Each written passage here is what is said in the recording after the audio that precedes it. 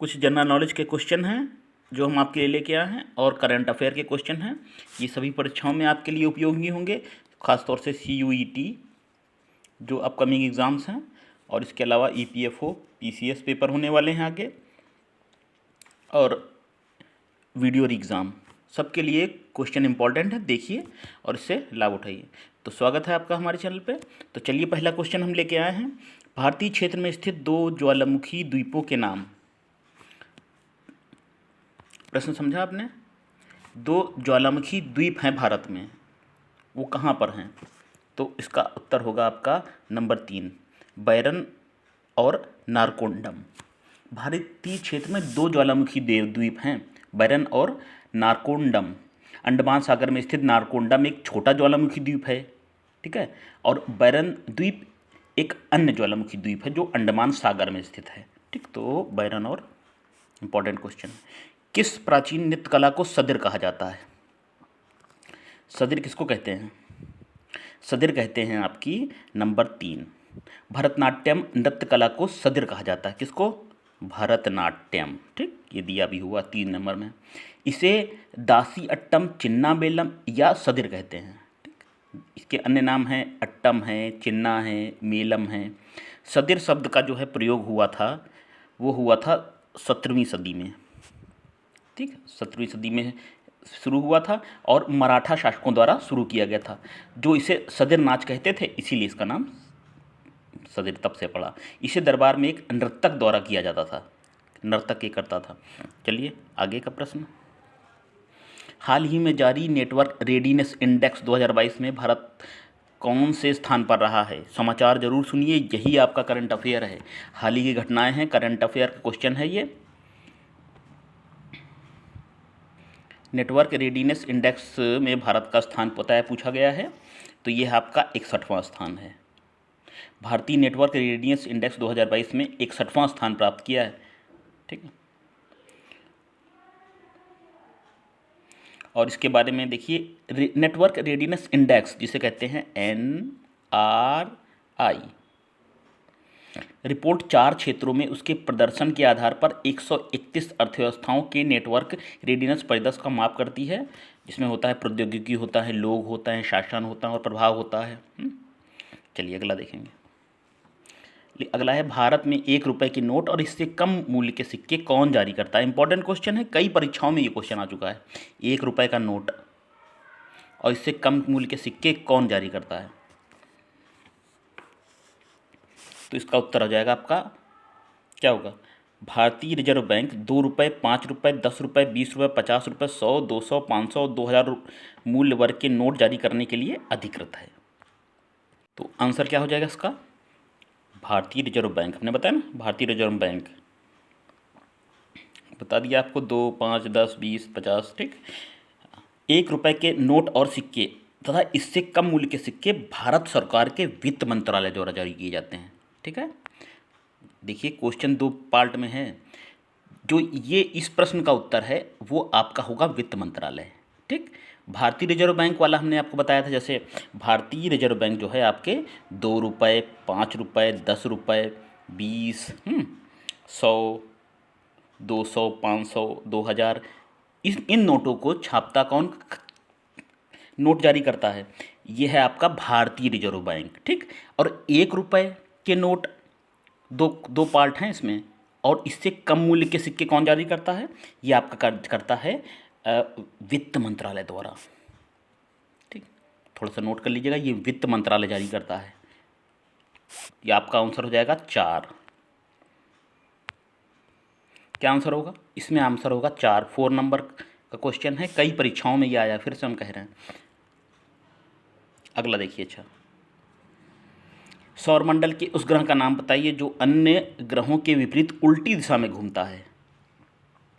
सब ग्रह जैसे ऐसे राउंड करते हैं, तो ये अन्य दिशा, उल्टी दिशा में राउंड करता है, ठीक है। उस ग्रह का नाम बताना है हमारे। अब देखिए आंसर सुनिए। हमारे सौरमंडल के अधिकांश ग्रहों के विपरीत पश्चिम से पूर्व शुक्र और अरुण इसके उल्टे दिशाओं में घूमते हैं। तो आंसर क्या हो जाएगा? शुक्र और अरुण। अरुण के साथ आप एक और चीज़ शुक्र जोड़ सकते हैं। ठीक, 2 हो गए आपके। इसमें आंसर तो आपका 3 नंबर अरुण है, साथ में शुक्र भी याद कर लीजिए। अरुण और शुक्र है ना, दोनों ग्रह घड़ी की दिशा में घूमते हैं। अरुण और शुक्र हैं घड़ी की दिशा में। अरुण ग्रह का अक्षांश 97 डिग्री है, जिससे यह उत्तर से दक्षिण दिशा में घूमता है, और शुक्र अपने 170 झुकाव के कारण पश्चिम से पूर्व दिशा में घूमता है। अगला, किस देश ने भारतीयों के लिए पुलिस क्लीयरेंस सर्टिफिकेट या पीसीसी के लिए वीज़ा की अनिवार्यता को समाप्त कर दिया है? किस देश ने समाप्त कर दिया है? तो ये समाप्त किया है आपने। करंट अफेयर का क्वेश्चन है, बहुत क्वेश्चन मिलेंगे आपको करंट अफेयर के। करंट अफेयर की जो हमारी एडुटेरिया चल रही है उसको ज्वाइन जरूर करिए, बहुत हेल्प मिलेगी। तो सऊदी अरब की यात्रा करने वाले भारतीय नागरिकों के लिए सऊदी दूतावास ने फैसला किया है अब ये कि अब सऊदी अरब का वीज़ा प्राप्त करने के लिए भारतीय नागरिकों को पुलिस क्लीयरेंस सर्टिफिकेट, कौन सा होता है, पुलिस क्लीयरेंस सर्टिफिकेट, या जिसे कहते हैं पीसीसी, इसकी आवश्यकता नहीं होगी। ये जमा करने की आपको कोई ज़रूरत नहीं है अब। अच्छा प्रश्न है, आ सकता है। ज्ञान प्राप्ति से पूर्व, इसको देखिए, भगवान महावीर का नाम था, क्या था? भगवान गौतम बुद्ध जी का क्या नाम था? वो था सिद्धार्थ। इसी तरह भगवान महावीर जी का क्या नाम था? ये था आपका वर्धमान। Number 1 option. जैन धर्म ग्रंथों के अनुसार महावीर के बचपन का नाम वर्धमान, वह जो वृद्धिमान है। वर्धमान किससे पढ़ा? वह जो वृद्धिमान से पढ़ा। ठीक है, वृद्धिमान। इसलिए उनके जन्म के समय राज्य की सुख समृद्धि में वृद्धि हुई। जैन धर्म के अनुसार भगवान महावीर के ज्ञान प्राप्त करने के पूर्व अन्य नाम भी थे। ज्ञान प्राप्त करने के पूर्व उनके नाम और क्या थे? वीर था, हो सकता है पूछते हैं, वीर, अतिवीर, वर्धमान, सन्मति भी था। और जैन धर्म के ये कौन से तीर्थंकर थे? ये पे प्रश्न है, ये सब प्रश्न पे प्रश्न है। महावीर भगवान जैन धर्म के 24वें तीर्थंकर थे। जन्म कब हुआ था? 599 ईसा पूर्व से 527 ईसा पूर्व तक माना जाता है। वैशाली गणतंत्र के कुंडलग्राम में इक्ष्वाकु वंश में क्षत्रिय राजा सिद्धार्थ और रानी त्रिशला के घर हुआ था। कलिंग राजा की कन्या यशोदा से महावीर स्वामी जी का विवाह हुआ था। ये कुछ पॉइंट थे, पूछे जा सकते हैं। एक प्रश्न से जुड़ी हुई कई बातें हम आपको बता देते हैं, तो कोई ना कोई तो क्वेश्चन फंसेगा। केंद्र सरकार ने सार्वजनिक क्षेत्र के बैंकों में प्रबंधक निदेशकों, एमडी और मुख्य कार्यकारी अधिकारियों, सीईओ सहित पूर्णकालिक निदेशकों का कार्यकाल बढ़ाकर कितना कर दिया गया है? एमडी और सीईओ का कार्यकाल बढ़ा है, किसमें? सार्वजनिक बैंक क्षेत्र के बैंकों के प्रबंधक। तो कितना कर दिया गया है? तो देखिए, केंद्र सरकार ने सार्वजनिक क्षेत्र के बैंकों में प्रबंध निदेशकों, जिसे कहते हैं एमडी, और मुख्य कार्यकारी अधिकारी को बोलते हैं सीईओ सहित पूर्णकालिक निदेशकों का कार्यकाल 5 से बढ़ाकर कितना? 10 कर दिया गया है, डबल कर दिया गया है। यह पूर्णकालिक कार्यकारी निदेशकों पर भी लागू होगा ये नियम, बढ़ा हुआ कार्यकाल। चलिए अगला क्या है? पिपली घाट दर्रा किस पर्वतीय क्षेत्र में स्थित है? ये बताना है। पिपली घाट दर्रा, तो ये है आपका उत्तर नंबर 4, अरावली श्रेणी। अरावली श्रेणी में स्थित है ये। कुछ पॉइंट इसके बारे में देखिए। अरावली श्रेणी उत्तर पूर्व से दक्षिण पश्चिम दिशा में अनुयोजित है। विश्व के सर्वाधिक प्राचीन मोड़दार, सबसे ज़्यादा मोड़दार पर्वतों में से ये एक है। सर्वाधिक जो प्राचीन मोड़दार हैं पर्वत में पिपली घाट, डीवेयर और देसूरी दर्रे इस पर्वत श्रृंखला श्रेणी में आते हैं। तो पिपली घाट दर्रा, अरावली। अगला, कौन से देश में महारानी एलिजाबेथ का शासनकाल खत्म होने पर विश्व का सबसे नया गणराज्य बना है? Current affair question. नंबर है आपका 3। कैरिबियाई द्वीपों के प्रमुख देश बारबाडोस में अब क्वीन एलिजाबेथ II का शासन खत्म हो गया है। क्वीन एलिजाबेथ, ठीक है, इनका शासन खत्म हो गया है। और यानी क्वीन एलिजाबेथ सेकेंड अब इस देश की सर्वेसर्वा नहीं होंगी। कुल मिलाकर बारबाडोस में औपनिवेश काल का अंत हो गया। अब यह देश पूरी तरह से क्या हो गया, गणतंत्र हो गया है। तो बारबाडोस को 29 नवंबर और 2021 को आधी रात को गणतंत्र घोषित कर दिया गया है। तो नोट कर लीजिएगा, ये भी क्वेश्चन बन जाएगा, हो सकता है दे दें। 29 नवंबर 2000 कब 21 है, ये 21 को आधी रात को गणतंत्र घोषित कर दिया गया। गवर्नर जनरल सैंड्रा मेसन देश की राष्ट्रपति बनाई गई हैं। इनकी नियुक्ति क्वीन एलिजाबेथ द्वितीय द्वारा की गई है। ठीक। सल्तनत काल में किस कला का सर्वाधिक उत्थान हुआ,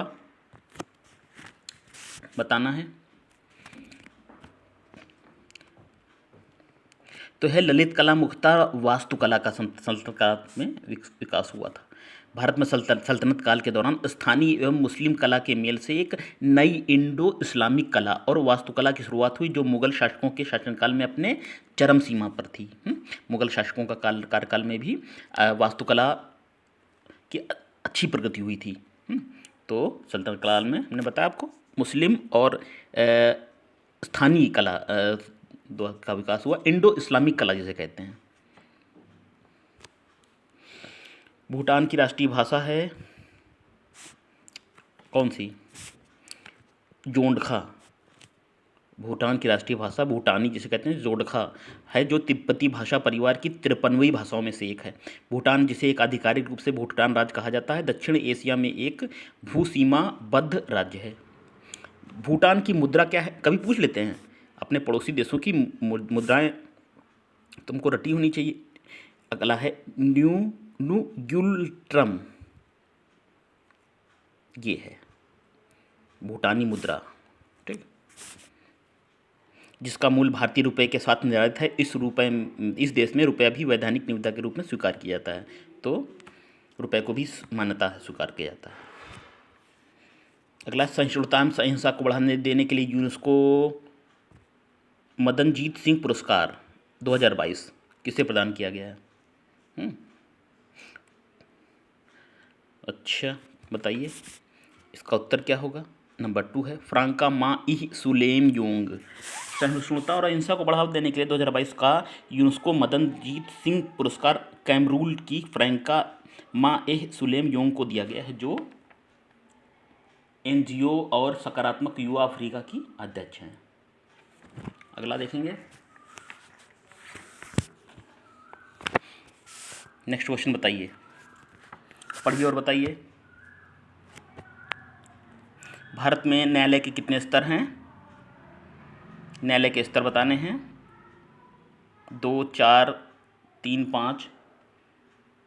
तो न्यायिक व्यवस्था में मुख्य रूप से 3 प्रकार के न्यायालय शामिल हैं। कितने? 3 प्रकार के। ऑप्शन नंबर 2 है, ऊपर नीचे हो गए थोड़ा प्रिंटिंग मिस्टेक की वजह से। पहला सर्वोच्च न्यायालय, ठीक। दूसरा, सही कह रहे हैं, उच्च न्यायालय। और तीसरा है अधीनस्थ न्यायालय। अधीनस्थ न्यायालय, ठीक। तो कितने हैं, कितने स्तर हो गए? 3 हो गए। चलिए, किसी वस्तु को कार्य करने की क्षमता को क्या कहते हैं? विज्ञान का प्रश्न। नंबर 4 ऊर्जा कहते हैं। ऊर्जा, कार्य करने की क्षमता को ऊर्जा कहते हैं, या स्थितिज ऊर्जा, गतिज ऊर्जा, तापीय ऊर्जा, विद्युत ऊर्जा, रासायनिक ऊर्जा, आणविक ऊर्जा, अन्य विविध रूपों में प्रयोग होती है। तो कितने हो गए? 1, 2, 3, 4, 5, 6 है, और 6 से अधिक भी हैं, अन्य भी हैं, कई भी हैं इसमें, ठीक। स्थितिज, गतिज, तापीय, विद्युतीय, रासायनिक, आणविक। अगला है, उपनिषद किस विषय पर आधारित हैं? आपको बताना है, उपनिषद किस विषय पर आधारित हैं? तो ये हो जाएगा आपका किस पर? 4 नंबर, दर्शन पर आधारित हैं। उपनिषद हिंदू धर्म के दार्शनिक सिद्धांतों और विचारों पर आधारित महत्वपूर्ण ग्रंथ हैं। ये ग्रंथ भारतीय आध्यात्मिक दर्शन के स्रोत हैं। वैदिक साहित्य के अंतिम भाग उपनिषद हैं, जिसे क्या कहते हैं? उपनिषद को और क्या कहते हैं? उपनिषद को कहते हैं वेदांत भी कहा जाता है, वेदांत। ठीक है, ये ग्रंथ भारतीय आध्यात्मिक दर्शन के स्रोत हैं। कैसी रचनाएं हैं उपनिषद की? ज्ञान मार्गी रचनाएं हैं। ठीक है। अच्छा, अगला क्या है? स्वामी विवेकानंद ने किस वर्ष बेलूर में रामकृष्ण मिशन की स्थापना की थी? देखिए कई क्वेश्चन। स्वामी विवेकानंद ने रामकृष्ण मिशन की स्थापना कहाँ की? बेलूर में की। ठीक, एक क्वेश्चन ये बन गया। और किस सन में की पूछा गया है, तो किस सन में की थी? ये की थी आपकी 1897 में। ठीक है। स्वामी विवेकानंद जनवरी 1897 में अपने कुछ पाश्चात्य शिक्षकों के साथ बड़ा नगर जिसे कहते हैं कोलकाता पहुँचे। उनके साथ वहाँ 2 मठों की स्थापना हुई। एक बेलूर में रामकृष्ण मिशन, कौन सा था? बेलूर में रामकृष्ण मिशन की स्थापना हुई। और दूसरा उत्तराखंड के चंपावत के मायावती नामक स्थान पर अद्वैत आश्रम में। दूसरा है अद्वैत आश्रम। ठीक, कहाँ है ये? उत्तराखंड में।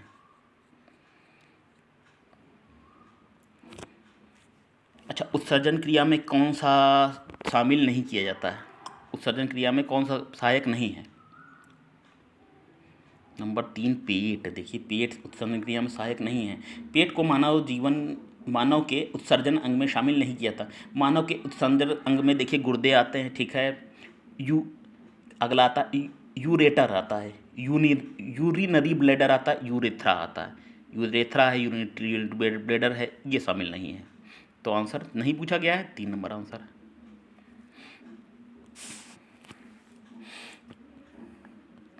अगला है भारत में कृषि फसलों के न्यूनतम समर्थन मूल्य MSP का निर्णय कौन करता है? MSP का निर्णय कौन करता है? तो न्यूनतम समर्थन मूल्य MSP भारत सरकार द्वारा कुछ खास फसलों की बुआई के शुरू में ही घोषित दिया जाता है। तो यह मूल्य कृषि लागत और मूल्य पर गठित आयोग की अनुशंसा पर घोषित किया जाता है। न्यूनतम समर्थन मूल्य किसानों को अत्यधिक पैदावार होने के कारण मूल्य गिरने से होने वाले नुकसान से बचाने के लिए किया जाता है। ठीक है। चलिए विद्यार्थियों, ये हमने आपको मोस्ट इंपॉर्टेंट जीके के क्वेश्चन बताए हैं और ये आपके और करंट अफेयर कुछ क्वेश्चन जब बताए हैं, सभी भर्ती परीक्षाओं के लिए इंपॉर्टेंट हैं। CUET हमने बताया ना, जो अपकमिंग एग्जाम है CUET हैं आपके, और जितनी और परीक्षाएं जो होने वाली हैं आगे की।